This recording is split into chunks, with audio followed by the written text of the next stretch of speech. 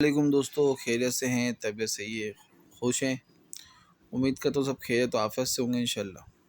جیسا کہ کل ہم نے پڑھا تھا تبوک کے سفر میں قوم سمود کی بستی پر گزر، جو کہ آپ صلی اللہ علیہ وسلم کا آخری غزوہ بھی ہے، اور انشاءاللہ آج پڑھیں گے ہم تبوک میں حضرت کعب رضی اللہ تعالیٰ عنہ کی غیر حاضری اور توبہ کے بارے میں۔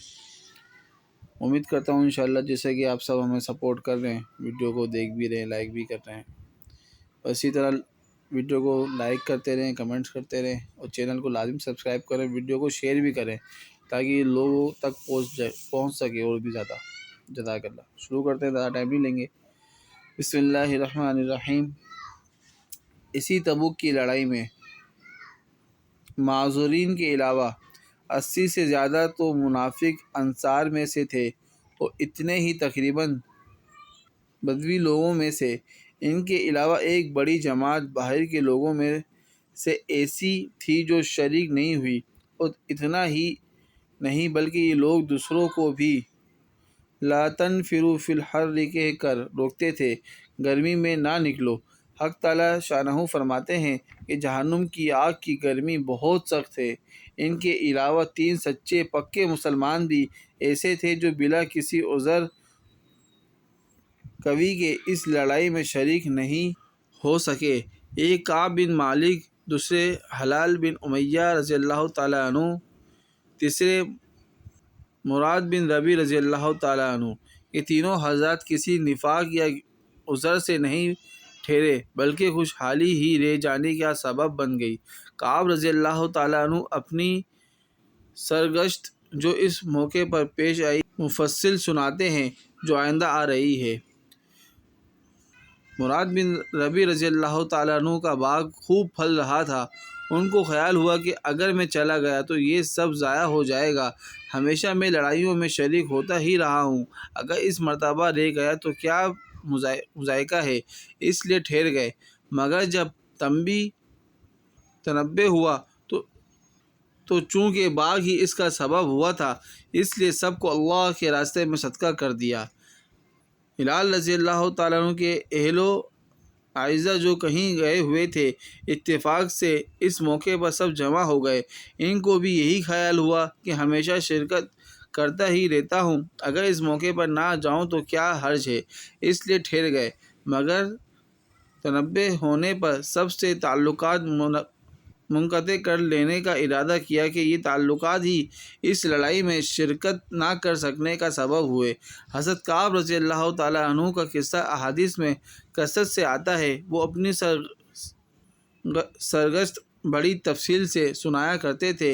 وہ فرماتے ہیں کہ میں تبوک سے پہلے کسی لڑائی میں بھی اتنا قوی مالدار نہیں تھا جتنا تبوک کے وقت تھا۔ اس وقت میرے پاس خود اپنی ذاتی 2 اونٹنیاں تھیں۔ اس سے پہلے کبھی بھی 2 اونٹنیاں میرے پاس ہونے کی نوبت نہیں آئی۔ حضور اکرم صلی اللہ علیہ وسلم کی ہمیشہ عادت شریفہ یہ تھی کہ جس طرف لڑائی کا ارادہ ہوتا تھا اس کا اظہار نہیں ہوتا تھا، بلکہ دوسری جانبوں کے احوال دریافت فرماتے تھے۔ مگر اس لڑائی میں چونکہ گرمی بھی شدید تھی اور سفر بھی دور کا تھا، ان کے علاوہ دشمنوں کی بھی بہت بڑی جماعت تھی، اس لیے صاف اعلان فرما دیا تھا کہ لوگ تیاری کر لیں۔ چنانچہ مسلمانوں کی اتنی بڑی جماعت حضور صلی اللہ علیہ وسلم کے ساتھ ہو گئی کہ رجسٹر میں ان کا نام بھی لکھنا دشوار تھا، اور مجمع کی کثرت کی وجہ سے کوئی شخص اگر چھپنا چاہتا کہ میں نہ جاؤں، نہ پتہ چلے، تو دشوار نہ تھا۔ اس کے ساتھ ہی پھل بالکل پک رہے تھے۔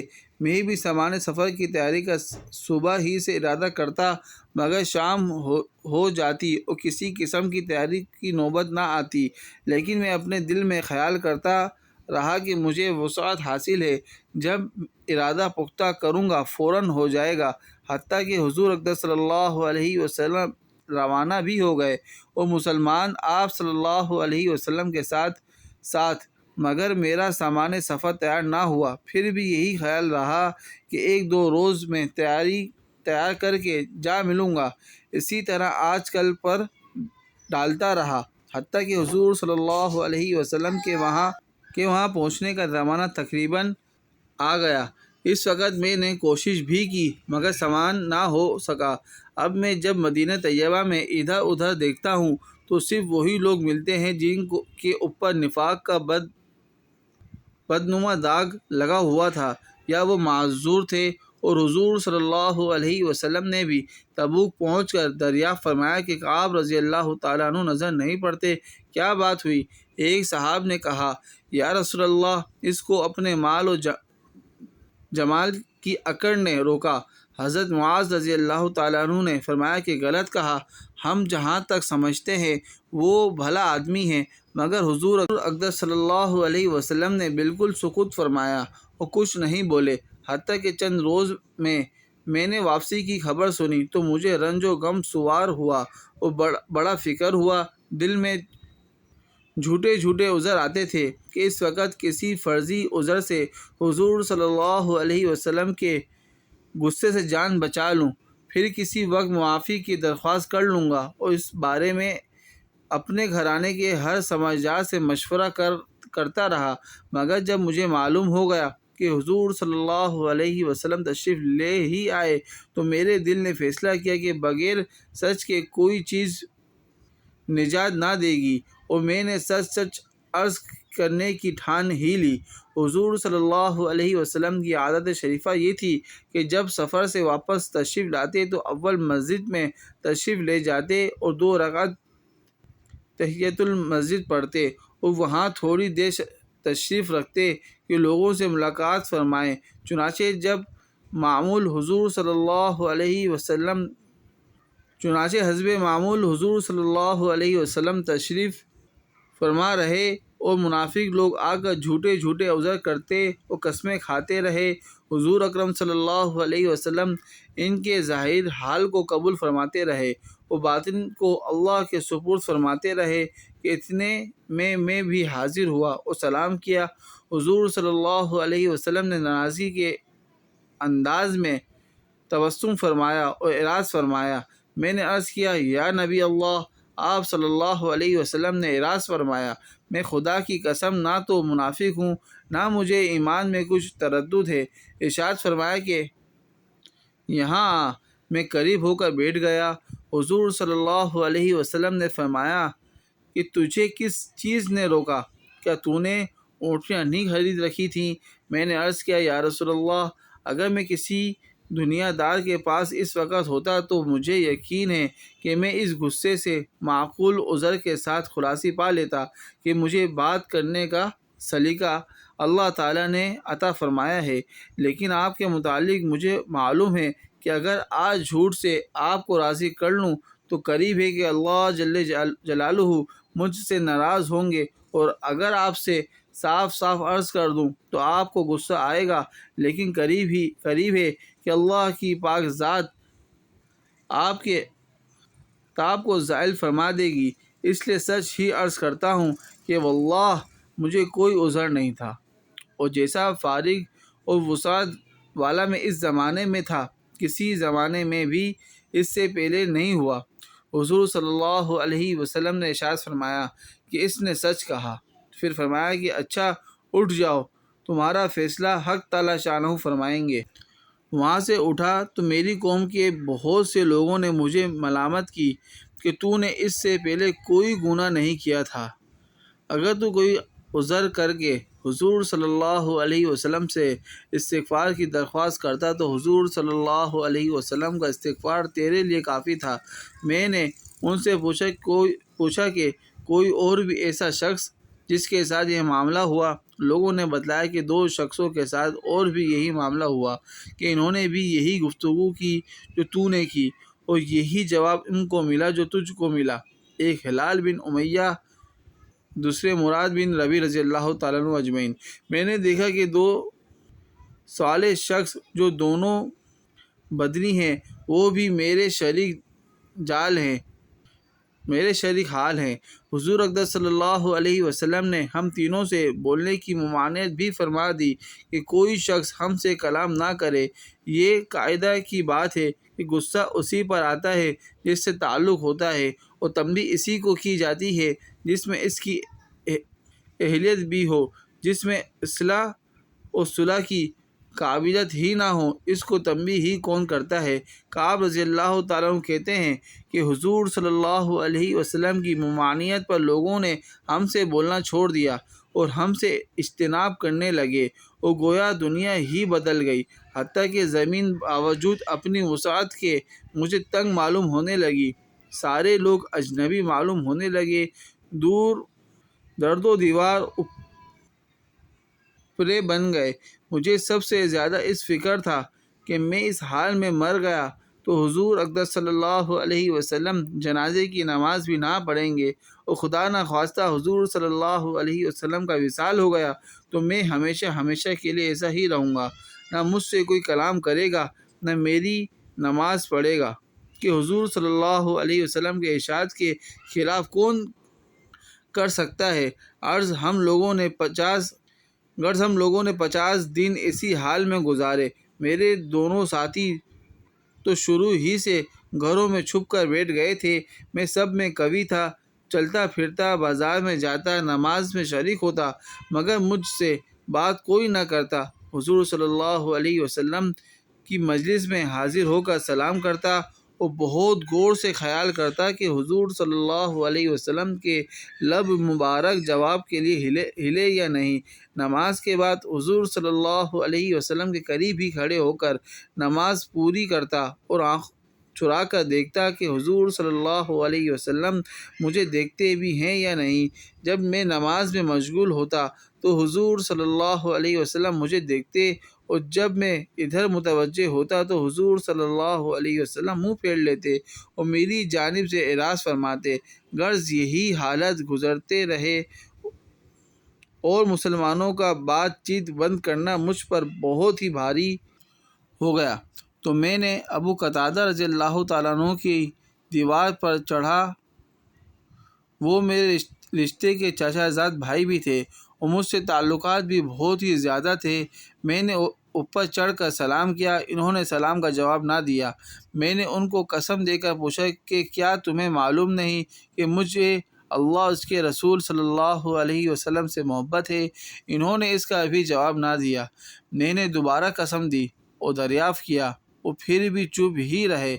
میں نے تیسری مرتبہ پھر قسم دے کر پوچھا، انہوں نے کہا اللہ جانے اس کے رسول صلی اللہ علیہ وسلم۔ یہ کلمہ سن کر میری آنکھوں سے آنسو نکل پڑے اور وہاں سے لوٹ آیا۔ اسی دوران میں ایک مرتبہ مدینے کے بازار میں جا رہا تھا کہ ایک قبطی کو جو نصرانی تھا اور شام سے مدینہ منورہ اپنا غلہ فروخت کرنے آیا تھا، یہ کہتے ہوئے سنا کہ کوئی کعب بن مالک کا پتہ بتا دو۔ لوگوں نے اس کو میری طرف اشارہ کر کے بتایا۔ وہ میرے پاس آیا اور غسان کے کافر بادشاہ کا خط مجھے لا کر دیا۔ اس میں لکھا ہوا تھا، ہمیں معلوم ہوا کہ تمہارے آقا نے تم پر ظلم کر رکھا ہے، تمہیں اللہ ذلت کی جگہ نہ رکھے اور نہ ضائع کرے، تم ہمارے پاس آ جاؤ، ہم تمہاری مدد کریں گے۔ دنیا کا قاعدہ ہوتا ہے کہ کسی بڑے کی طرف سے اگر چھوٹوں کو تنبیہ ہوتی ہے تو ان کو بہکانے والے اور زیادہ کھونے کی کوشش کیا کرتے ہیں اور خیر خواہ بن کر اس قسم کے الفاظ سے اشتعال دلایا ہی کرتے ہیں۔ کعب رضی اللہ تعالیٰ عنہ کہتے ہیں کہ میں نے یہ خط پڑھ کر انا للہ پڑھی کہ میری حالت یہاں تک پہنچ گئی کہ کافر بھی مجھ میں طمع کرنے لگے اور مجھے اسلام تک سے ہٹانے کی تدبیریں ہونے لگیں۔ یہ ایک اور مصیبت آئی اور اس خط کو لے کر جا کر میں نے ایک تندور میں پھونک دیا اور حضور صلی اللہ علیہ وسلم سے جا کر عرض کیا کہ یا رسول اللہ، آپ کے اعراض کی وجہ سے میری یہ حالت ہو گئی کہ کافر مجھ میں طمع کرنے لگے۔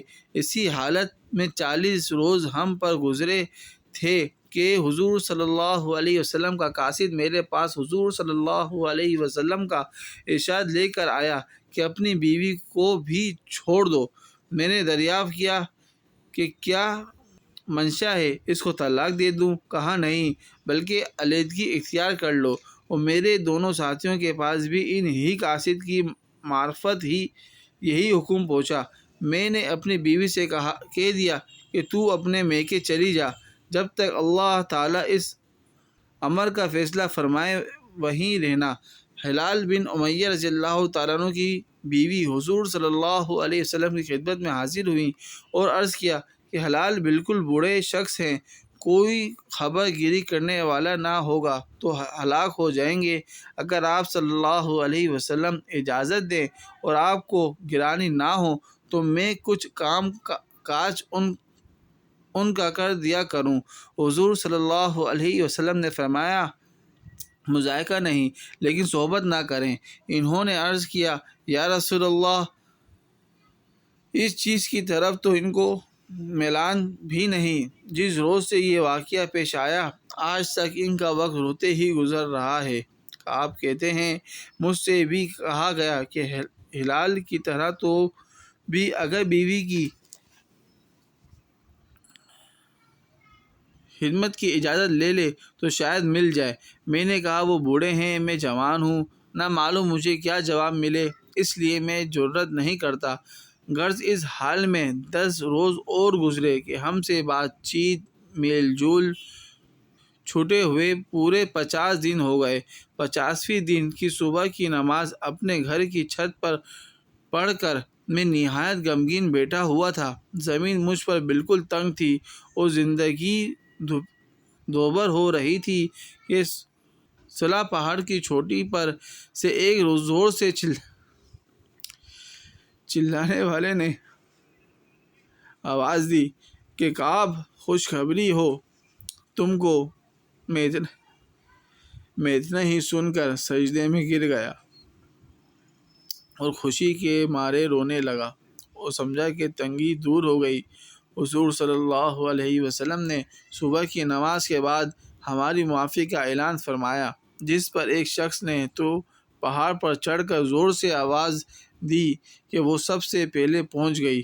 اس کے بعد ایک صاحب گھوڑے پر سوار ہو کر بھاگے ہوئے آئے۔ میں جو کپڑے پہن رہا تھا وہ نکال کر بشارت دینے والے کی نظر کر دیے۔ خدا کی قسم ان 2 کپڑوں کے سوا اور کوئی کپڑا اس وقت میری ملک میں نہ تھا۔ اس کے بعد میں نے 2 کپڑے مانگے ہوئے پہنے اور حضور صلی اللہ علیہ وسلم کی خدمت میں حاضر ہوا۔ اس طرح میرے دونوں ساتھیوں کے پاس بھی خوشخبری لے کر لوگ گئے۔ جب مسجد نبوی میں حاضر ہوا تو وہ لوگ جو خدمت اقدس میں حاضر تھے مجھے مبارکباد دینے کے لیے دوڑے اور سب سے پہلے ابو طلحہ رضی اللہ تعالیٰ عنہ نے بڑھ کر مبارکباد دی اور مصافحہ کیا جو ہمیشہ ہی یادگار رہے گا۔ میں نے حضور صلی اللہ علیہ وسلم کی بارگاہ میں جا کر سلام کیا تو چہرہ انور کھل رہا تھا اور انور خوشی کے چہرے سے ظاہر ہو رہے تھے۔ حضور اقدس صلی اللہ علیہ وسلم کا چہرہ مبارک خوشی کے وقت میں چاند کی طرح سے چمکنے لگتا تھا۔